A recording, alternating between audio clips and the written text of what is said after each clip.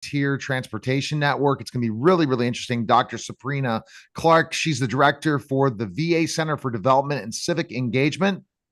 Dr. Clark, thanks for stopping by. How are you? I am great, and thanks for having me today, Neil. Good to be here. Well, I'm going to just say thank you for your service serving veterans. That's a tremendous honor for you to be doing that. And we all should honor our veterans as much as possible because they protect us from making us a free nation in so many ways. Absolutely, and I appreciate the thanks, and it is indeed a privilege to serve with VA. I've been doing it for more than 30 years, so it's been an awesome pleasure for 3 decades now. Oh, wow. Okay. Can you tell us more about VA's Volunteer Transportation Network? Absolutely.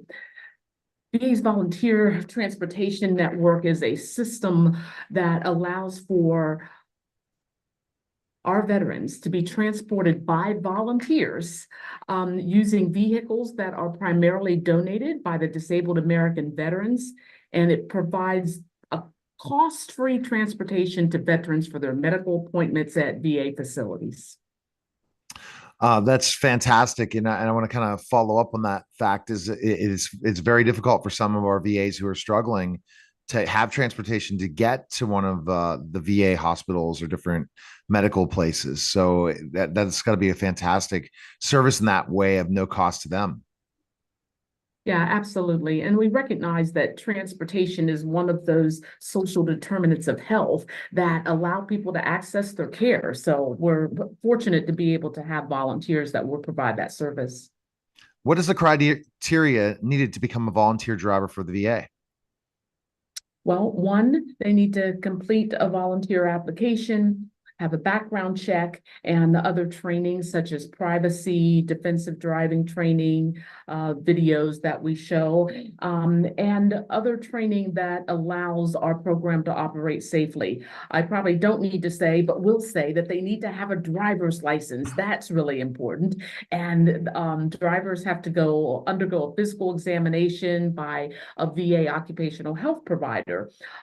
So they also have to provide proof of their automobile insurance. And not that we tap into that insurance, but it's important that we understand that individuals who operate these vehicles and transport our veterans are insurable, meaning that should there ever be any incidents, that we know that we have a licensed insurable driver that has been part of our network to transport veterans. What does it mean for volunteers to receive this transportation service from the VA? Well, you started with that. When we Yeah. know that there are limitations to individuals getting treatment, and sometimes that limitation is transportation, it means access to care. And I continue, those 3 words are so important to say Oh, those yeah. 3 words. It means access to care for veterans who otherwise may not have that access, which means they may not receive that care in a timely way. So how do veterans find out about this? Like, I don't think all the vets out there know about this program.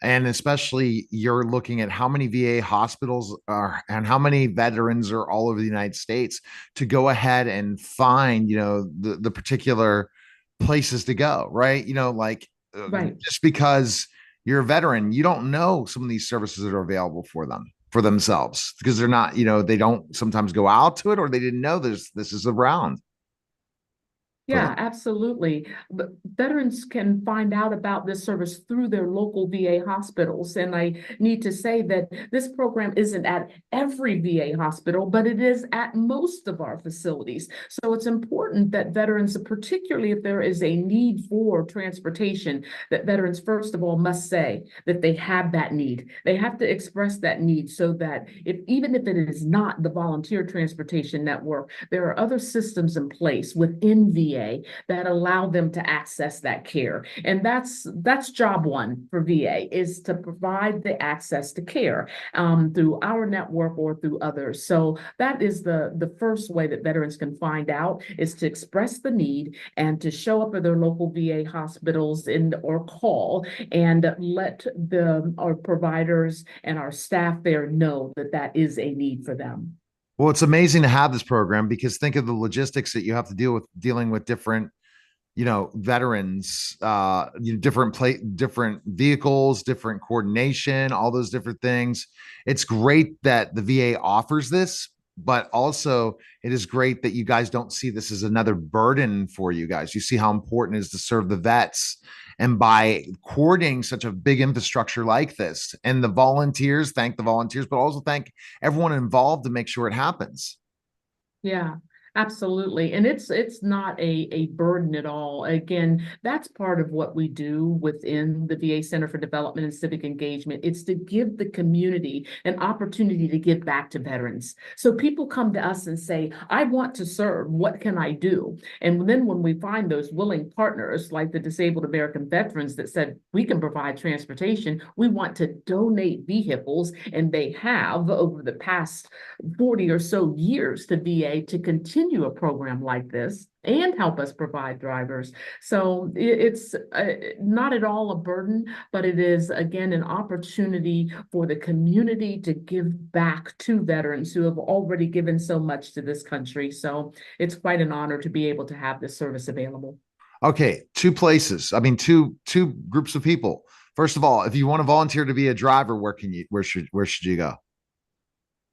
Again, you can visit our website at www.volunteer.va.gov.